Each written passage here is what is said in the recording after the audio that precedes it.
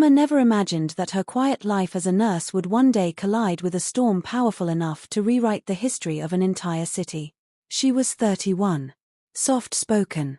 The kind of woman who carried kindness in her eyes and exhaustion in her shoulders. Long hours. Late shifts. Too many patients. Too little time. But she loved her work. She loved the way a single gentle touch could calm a frightened patient. She loved the way her presence could steady a trembling hand.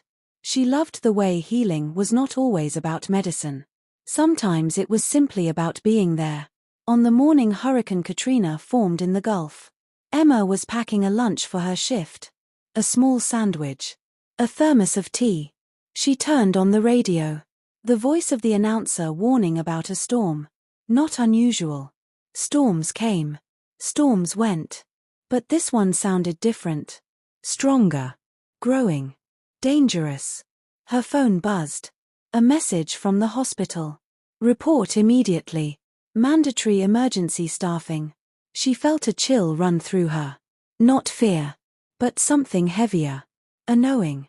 A quiet sense that this day would not end like others. She kissed the small photograph of her parents on the counter. A habit she had when she sensed trouble. Then she grabbed her bag, locked the door, and drove toward the hospital as the first winds began to whisper through the emptying streets. By the time she arrived, the halls were crowded. Patients being moved. Families crying. Doctors rushing. Generators being tested. Everyone bracing for something they could not fully name. Emma tied her hair into a tight knot, adjusted her scrubs, and stepped into the chaos with steady hands. Her job was clear. Stay. Help. Protect her patients. The storm arrived with a roar. Windows rattled. Rain slammed against the building like handfuls of stones.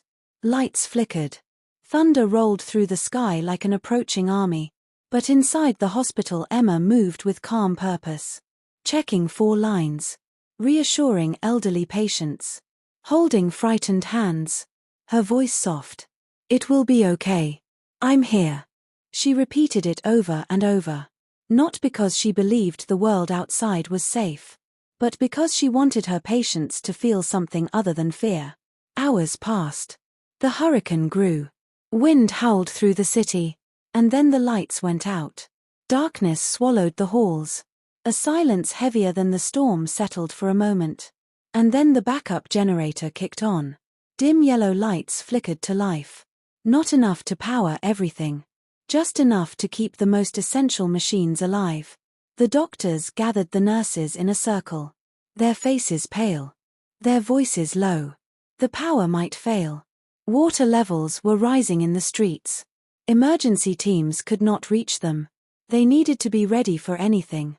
Emma took a slow breath. She looked at her patients. Most of them elderly. Fragile. Unable to move without help. And she knew. She would not leave them. Not for anything. The night deepened. Winds screamed against the walls. Water climbed. Reports from radios grew worse. The city was flooding. The levees had failed. People were trapped. And the hospital, once a place of safety, was becoming an island surrounded by rising water. Emma checked on Mrs. Collins. A 78-year-old woman with a gentle smile and lungs too weak to survive even a short power loss. She held her hand, listened to her shaky breathing, and whispered, "You're not alone. I'm right here." Then she moved to Mr. Hayes, a man who had survived heart surgery only 3 days before. He was scared. He kept asking, "Are we going to drown in here?" She touched his shoulder. "No. I won't let anything happen to you." She said it even though fear tightened in her own chest. Hours turned into something heavier. The generator began to fail. Lights dimming. Machines struggling. Monitors fading in and out. Each failing beep was like a countdown only Emma could hear. When the first floor flooded, the hospital staff moved everyone up. Stretchers. Wheelchairs. People carried on backs. Water sloshing around their legs. Emma's shoes soaked. Her scrubs clinging to her skin. But she didn't stop. She didn't even think of stopping. On the second floor she heard the generator sputter. A horrible choking sound. Then silence. The machines died. The monitors shut down. The air conditioners stopped. Heat wrapped itself around the building like a suffocating blanket. Some nurses panicked. Some cried. But Emma stepped forward. Her voice steady. We keep them alive. We breathe for them. We stay with them. For patients on ventilators, she and 3 others began hand-pumping oxygen.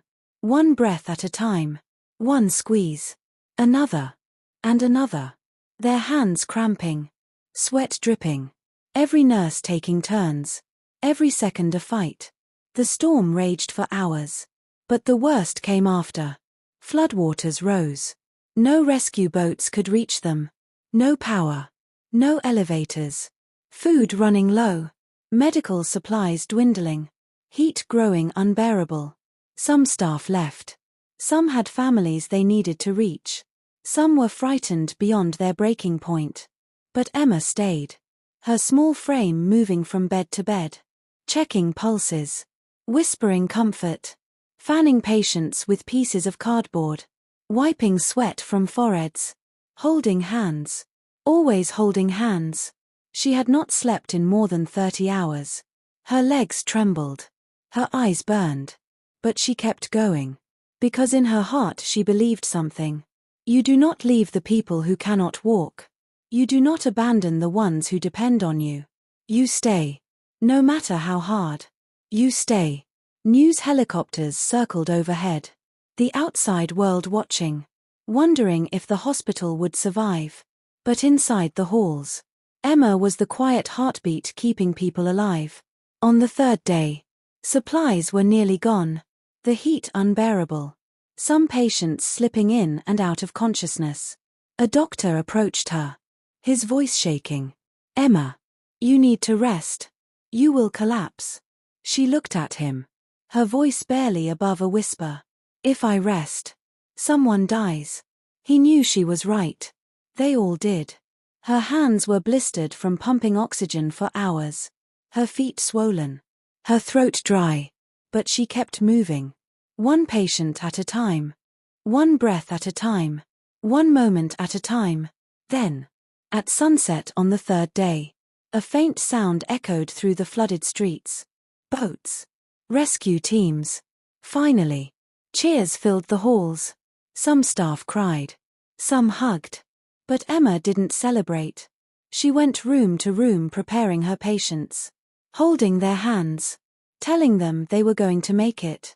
Telling them the nightmare was almost over. Rescuers carried patients through broken windows onto boats. The process was slow. Dangerous. Exhausting. But Emma helped with every single one. Even when her body begged her to stop. When the last patient was carried out. A rescuer touched her arm. Please get in the boat. You need help too. Emma looked around. The empty hallway. The beds. The discarded gloves. The silent machines. She felt something heavy in her throat. She whispered. Let me check one more time. Just to be sure. She walked through the halls.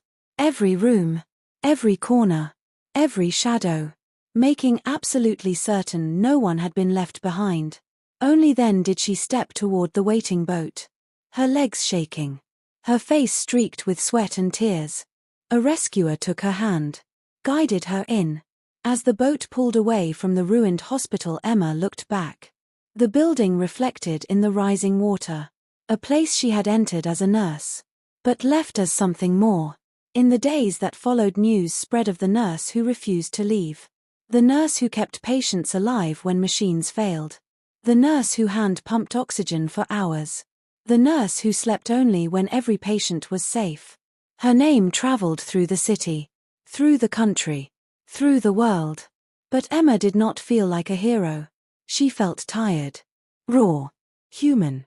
She sat in a shelter one evening. Wrapped in a thin blanket. Hands still trembling. Her body aching. She wondered if she had done enough. If she had saved enough. If she had been enough. Then a small hand touched hers. A young girl. One of the patients she had cared for. She climbed into Emma's lap and whispered, "You stayed with us. You saved us. You didn't let me be scared alone." Emma's eyes filled with tears. Not of exhaustion, but of something deeper. A quiet truth. A reminder that sometimes heroism is not loud. It is not perfect. It is not fearless. It is staying when it would be easier to leave. It is choosing compassion in the darkest moments. It is holding someone's hand and saying, "I'm not going anywhere. Not tonight. Not ever." Emma returned to nursing months later. Different.